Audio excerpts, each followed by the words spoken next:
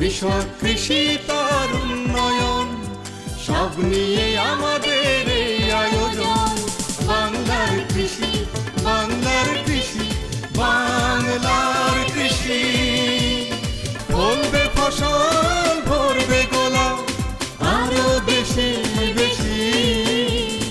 বাংলার কৃষি, বাংলার কৃষি, বাংলার কৃষি, বাংলার কৃষি, বাংলার কৃষি। সুপ্রিয় দর্শক, বাংলা কৃষি অনুষ্ঠান থেকে শুভেচ্ছা। কৃষি তথ্য, প্রযুক্তি ও পরামর্শ এ নিয়ে আমাদের অনুষ্ঠান বাংলা কৃষি। কৃষক ভাইরা, আজ আমাদের অনুষ্ঠানে থাকবে এ সময় আপনার মাঠ ফসলের করণীয় বিষয়ক কিছু গুরুত্বপূর্ণ তথ্য ও পরামর্শ, এবং সেই সাথে থাকবে মৎস্য ও প্রাণী সম্পদ বিষয়ক প্রতিবেদন। শুরুতেই মাঠ প্রতিবেদন।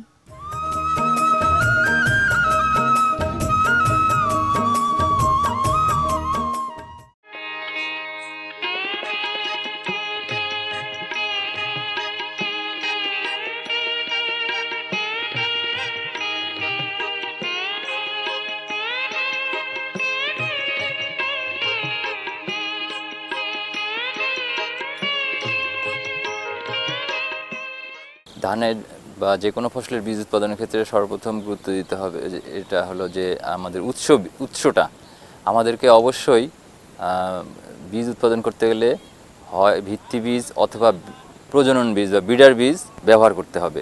প্রত্যায়িত শ্রেণীর বীজ উৎপাদন করতে গেলে আমাদেরকে উৎস বীজ হিসাবে লাগাতে হবে হচ্ছে ভিত্তি বীজ। আর যদি ভিত্তি বীজ উৎপাদন করতে যাই সেক্ষেত্রে আমাদেরকে ব্যবহার করতে হবে প্রজনন বীজ। এটা হলো পূর্ব শর্ত বীজ উৎপাদনের ক্ষেত্রে। তো এরপরে বীজ উৎপাদন এবং খাওয়ার ধান উৎপাদন এর দুটার মধ্যে কিছু মূল পার্থক্য রয়ে গেছে। বীজ উৎপাদন করতে হলে বীজ উৎপাদনের ক্ষেত্রে অবশ্যই আমাদেরকে আগাম লাগাতে হবে, কারণ যদি আমরা দেরি করে লাগাই সেক্ষেত্রে আমরা ওই মানসম্পন্ন বীজ অনেক সময় না পাওয়ার সম্ভাবনাই থাকে এবং পাওয়া যাবে না। তো বীজটা বাজার থেকে সংগ্রহ করার সময় আমরা অবশ্যই সেটার সাথে ওই প্রত্যয়ন ট্যাগ আছে কিনা সেটা দেখে আমরা সেটা নিয়ে আসবো বাজার থেকে কিনে। এরপর সেটাকে মানসম্মত উপায়ে আদর্শ বীজতলা তৈরি করে সেখানে বীজ ফেলে বীজতলায় বীজ বপন করে চারা উৎপাদন করব। চারা উৎপাদনের পর একটা নির্দিষ্ট সময় এবং যথাসময়ে সেটাকে, বেশি বয়সের চারা না, প্রত্যেকটা জাতের জন্য নির্দিষ্ট সময় আছে, নির্দিষ্ট বয়সের চারা, সেটা আমরা জমিতে রোপণ করব। রোপণের আগে আমাদের জমিতে অবশ্যই কাঙ্ক্ষিত সুষম মাত্রায় সার প্রয়োগ করতে হবে। সার প্রয়োগের যে মাত্রা আছে বিভিন্ন জাতের জন্য সেটা আমরা অনুসরণ করব। অনুসরণ করে আমরা বীজের ক্ষেত আমরা বাস্তবায়ন করে থাকি।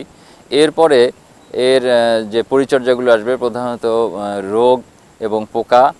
এই বীজের ক্ষেত্রে সাধারণত পোকার চেয়ে রোগ বেশি ক্ষতিকর, কারণ পোকা একটা গাছে থাকলে সেটা সে শুধু সেই গাছেই আক্রান্ত করে, সেটার ফলন সে ক্ষতিগ্রস্ত করে। কিন্তু রোগ যদি থাকে গাছে সেক্ষেত্রে রোগের জীবাণু অন্য গাছেও চলে যায়, যেটা আমরা সাধারণত খালি চোখে বা এমনি সাধারণ অবস্থায় বুঝতে পারি না। তো যে রোগগুলো আমাদেরকে বীজের ক্ষেত্রে বেশি আমাদের জন্য বেশি প্রত্যেক বছরই দেখা যায় প্রত্যেক জমিতে, সেটা হলো 1 নম্বরেই আছে এখন খোল পড়া, যেটা হলো কৃষকরা অনেক সময় সেটার প্রতি গুরুত্ব দেয় না, কারণ গোড়ায় রোগটা থাকে গাছের গোড়ায়। তো এটার জন্য যে উপযুক্ত ছত্রাকনাশক প্রয়োগ করতে হবে এবং সেটা অবশ্যই গাছের গোড়ায় প্রয়োগ করতে হবে। গোড়ায় প্রয়োগ না করে যদি উপর দিকে করা হয় তাহলে এটা প্রয়োগ না করা আর শামিল। পরবর্তীতে আরেকটা রোগ দেখা যায়, সেটা হচ্ছে ব্লাস্ট। এই ব্লাস্ট রোগটা হলে এটা প্রথমে পাতায় থাকে, পরবর্তীতে সেটা গাছের গিটে চলে আসে এবং শেষ পর্যায়ে এটা ধানের শীষকে আক্রান্ত করে এবং শীষটার যেখান থেকে মা পাতার থেকে যেখানে শীষ বের হয় সেখানে শীষটা আক্রান্ত হয় এবং শীষটা ভেঙে পড়ে। এই রোগটা হলে পরে বীজ তো পাওয়া যাবে না, মানে ফসলই সম্পূর্ণভাবে ক্ষতিগ্রস্ত হয়ে যায়। তো এছাড়া আমাদেরকে আর যে পরিচর্যাগুলো করতে হবে সেটা হলো যে বীজাত বাছাই। ধানের ক্ষেত্রে বীজাত বাছাই বা যে কোনো বীজ উৎপাদনের ক্ষেত্রে বীজাত বাছাই একটা অত্যন্ত গুরুত্বপূর্ণ কাজ এবং আবশ্যকীয় কাজ। এই বীজাত বাছাই যে কোনো জাতের বিশুদ্ধতা রক্ষার একমাত্র উপায় হলো খেতে থাকতেই সে বীজাত বাছাই করতে হবে। অর্থাৎ যে জাতটা বীজ হিসাবে আবাদ করা হয়েছে সেটা ছাড়া আর কোনো জাত মাঠে রাখা যাবে না। এক্ষেত্রে আরেকটা কথা বলা দরকার, সেটা হলো যে বীজাতের সাথে আরেকটা কথা চলে আসে, সেটা হলো আমরা বলে থাকি অফ টাইপ। অর্থাৎ একই জাত যেটা হয়তো একটু আগে চলে আসছে কুশি বা একটু লম্বা বেশি হয়ে গেছে এগুলিও রাখা যাবে না, এগুলিকেও আমরা বাছাই করে ফেলে দেব। আর এর সাথে আমরা ধান খেতে ধান বীজের ক্ষেত্রে আমরা সাধারণত দুটো আগাছা আমাদের আছে, এই দুটো আগাছা আমাদের সবসময় পরিষ্কার রাখতে হবে। এই দুটো আগাছা ধান বীজ ক্ষেতের জন্য বলতে গেলে আমরা হারাম। সেটা একটা হলো সুঙালা ধান, যেটাকে আমরা বইয়ের ভাষায় আমরা জহরা ধান বলে থাকি, আর একটা হলো শ্যামা ঘাস। এই দুটো আমরা কোনো সময় খেতে রাখবো না, এবং আমরা সাধারণত শীষ আসার আগে একবার, শীষ আসার পরে, শীষ হেলে যাওয়ার পরে, আর চূড়ান্তভাবে ফসল কাটার পরে, ফসল কাটার আগে আর একবার আমরা এই বীজাত বাছাই এবং আপত্তিকর আগাছা যেটা বললাম এইগুলি আমরা বাছাই করব।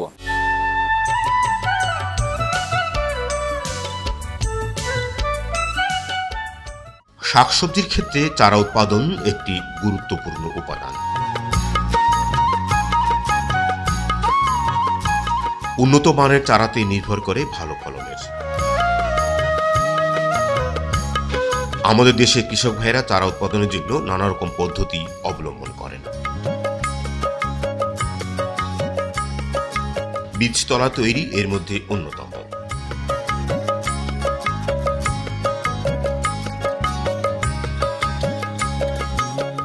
আমরা সাধারণভাবে বীজতলা তৈরির জন্য বেড ব্যবহার করি, আবার অনেকেই সাধারণভাবে বেড না করে সমান জায়গাতে চারা উৎপাদন করে ফসল উৎপাদন করেন।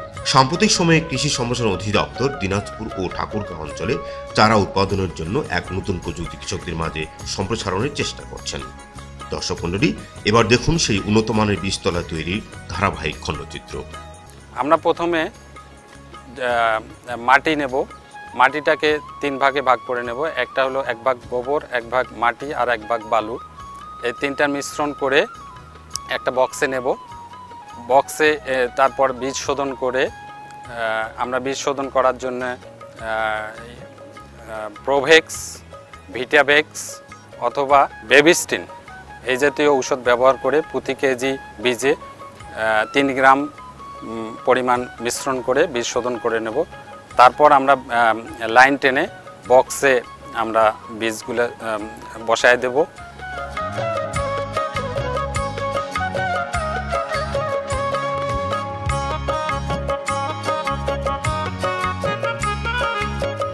এরপর বক্সে অল্প পরিমাণ পানি দিয়ে ভিজিয়ে দেব।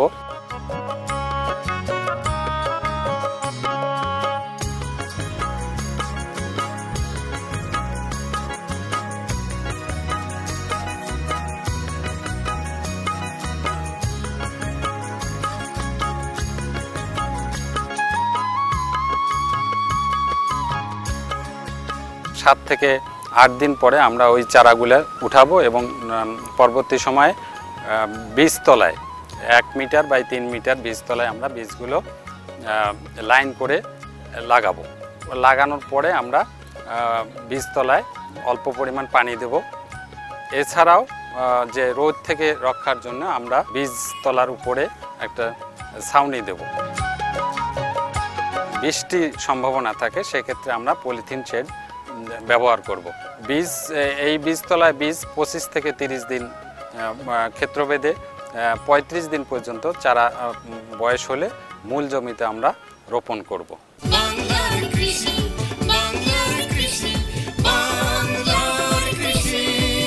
দেখছেন বাংলাদেশ টেলিভিশনের প্রতিদিনকার কৃষি বিষয়ক অনুষ্ঠান বাংলার কৃষি। সঙ্গেই থাকুন। এবারে মৎস্য বিষয়ক প্রতিবেদন।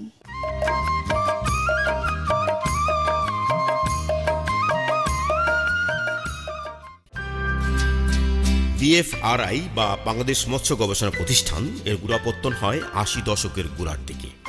দেশে বাণিজ্যিক মৎস্য চাষ ও হ্যাচারি উন্নয়নে বাংলাদেশ মৎস্য গবেষণা ইনস্টিটিউটের ভূমিকা অত্যন্ত গুরুত্বপূর্ণ। বাংলাদেশ মৎস্য গবেষণা ইনস্টিটিউট মৎস্য গবেষণা ও প্রযুক্তি উন্নয়ন কর্মসূচির পাশাপাশি সাম্প্রতিক বছরগুলোতে দেশের বিভিন্ন অঞ্চলে বেসরকারি পর্যায়ে বাণিজ্যিক মৎস্য চাষ ও হ্যাচারি ব্যবস্থাপনা বিষয়ে প্রশিক্ষণ সহ নানা রকম কারিগরি সহায়তা প্রদান করছে।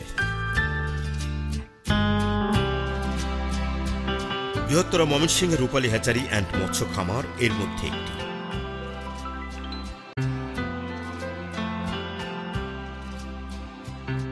এই খামারের উদ্যোক্তা জনাব জাহাঙ্গীর আলম দীর্ঘদিন ধরে মৎস্য চাষে সম্পৃক্ততা হলেও 2005 সালে জাহাঙ্গীর আলম মৎস্য গবেষণা প্রতিষ্ঠান থেকে আধুনিক হ্যাচারি ব্যবস্থাপনা বিষয়ক প্রশিক্ষণ গ্রহণ করে খামারে দেশি শিং ও মাগুরের পোনা উৎপাদন শুরু করেন।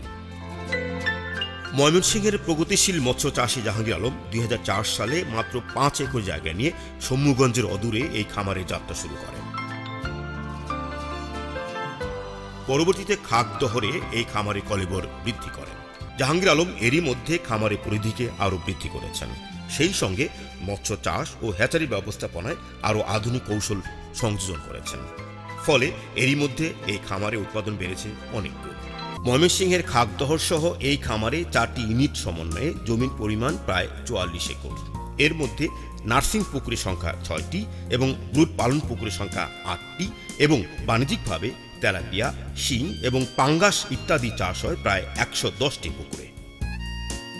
বর্তমানে এই হ্যাচারি থেকে প্রতি বছর প্রায় 1,30 লক্ষ পোনা উৎপাদিত হয় এবং হ্যাচারি থেকে 700 জন মৎস্য খামারি পোনা সংগ্রহ করেন, যা থেকে 350 মেট্রিক টন শিং ও মাগুর ও তেলাপিয়া উৎপাদিত হচ্ছে।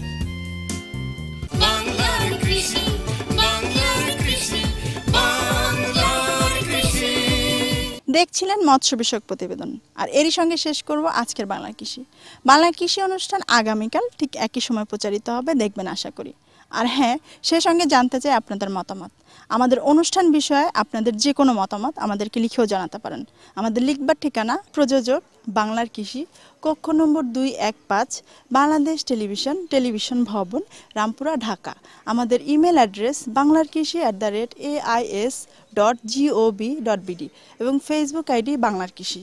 এছাড়াও অনুষ্ঠানটি ইউটিউবেও নিয়মিত দেখতে পাবেন। দর্শক, আজ এ পর্যন্তই। সকলকে ধন্যবাদ। কৃষক, কৃষি তার উন্নয়ন, সব নিয়ে আমাদের এই আয়োজন। বাংলার কৃষি।